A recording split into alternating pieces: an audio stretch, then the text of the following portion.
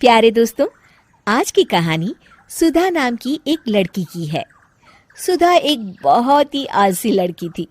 घर के काम करना तो दूर, वो एक गिलास पानी के लिए भी अपनी माँ पर निर्भर थी। अरे अब उठ भी जा नालायक, 10 बजे तक सोती रहती है। अरे कुछ तो घरेलू लड़कियों वाले लक्षण दिखा। सोने दो ना माँ, क्यों परेशान कर रही हो? अरे भाग्यवान, क्यों मेरी बिटिया को तंग कर रही हो? सोने भी दो इसे। लो, बाप बेटी दोनों एक जैसे हैं। देख लेना, आपकी ये लाडली ससुराल जाके हमारी नाक कटाएगी। मैं कहती हूँ अब भी वक्त है, अपनी ये आदतें सुधार ले, वरना ससुराल में तेरी सास कान खींच कर तुझे सीधा करेगी।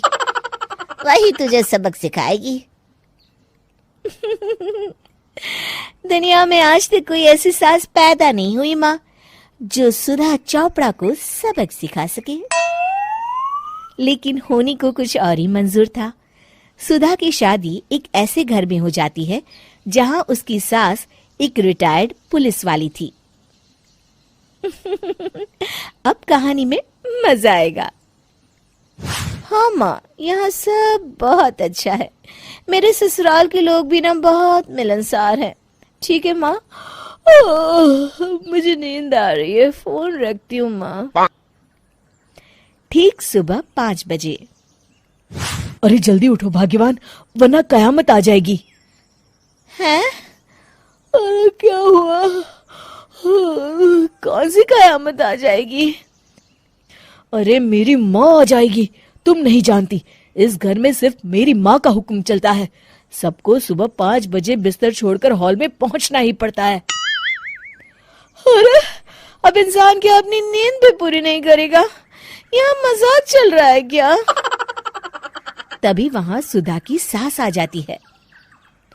अटेंशन! मजाक तो तू समझ रही है बाबू, ये मेरा घर है और यहाँ हर किसी को डिसिप्लिन में रहना होगा। अटेंशन! अरे माँ जी, लेकिन इतनी सुबह कौन उठता है? कौन होता है मतलब? हम सभी उठते हैं, रोज उठते हैं, और अब से तुझे भी उठना पड़ेगा। आखिर मैं पुलिस वाली जो ठहरी। अटेंशन! अरे माँ जी, लेकिन अब तो आप रिटायर हो गई हो ना। तो क्या हुआ? शेर कितना भी बूढ़ा हो जाए, शिकार करना नहीं छोड़ता। उसी तरह हम पुलिस वाले रिटायर होने के बाद भी अपने अनुशासन में ही जीवन जीते हैं। चलो अब बेकार की बहस बंद करो और उठकर हॉल में चलो। अभी आधा घंटा तुम सबकी परेड चलेगी। अटेंशन! अरे मैं कोई परेड नहीं करने वाली। सुधा की सास अपनी बहू का ये बर्ताव देख झल्ला उठती है। गौर से देख, तू कहां और किसके सामने खड़ी है? यहां बात सिर्फ एक बार समझाई जाती है, बस। अटेंशन!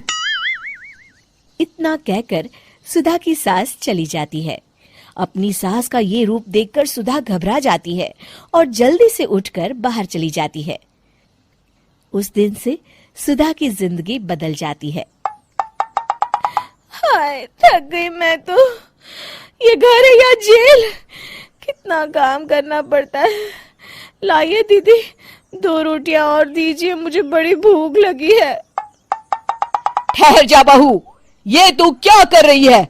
मैंने सबके खाने का हिसाब तय कर रखा है। तुम 4 रोटी से ज्यादा नहीं खा सकती और ये मिर्च मसाला भी नहीं चलेगा। मेरी बहुएं एकदम फिट होनी चाहिए। अटेंशन! क्यों माँ जी, आप हमें दंगल में लड़ने के लिए तैयार कर रही हैं क्या? क्या कर रही हो सुधा? माँ जी को मजाक बिल्कुल पसंद नहीं है। चुप करके खाना खा लो, इसी में भलाई है। इस तरह धीरे धीरे सुधा अपने सास के रंग में पूरी तरह रंग जाती है। लेकिन इसका उल्टा ही असर पड़ता है। सुधा अपनी सास से भी ज्यादा अनुशासन की पक्की हो जाती है। सुधा की सास तो सबको 5 बजे उठाती थी, लेकिन सुधा सबको 4 बजे ही उठा देती थी। दूसरी तरफ सुधा की सास की उम्र भी हो चलती है। माँ जी, आजकल आप सुबह उठने में बहुत आनाकानी करती हैं। मुझे ये सब बिल्कुल पसंद नहीं है। अरे बहू, मैं तेरे हाथ जोड़ती हूँ, भगवान के लिए अब मुझे छोड़ दे। इतने सवेरे उठना और कसरत करना अब मेरे बस की बात नहीं है। माँ जी, आप मैदान छोड़ के भाग रही हैं। आप तो पुलिस वाली हैं। अटेंशन! अरे अब कहाँ की पुलिस वाली, अब तो मैं रिटायर हो चुकी हूँ। बस बहुत हो गया, अब तुम सब जैसे चाहे वैसे जिंदगी जियो और मुझे भी जीने दो। अपनी सास को गिड़गिड़ाते देख सुधा मन ही मन मुस्कुराती है। इस तरह उस दिन के बाद से सुधा के ससुराल वाले एक सामान्य जीवन जीने लगते हैं।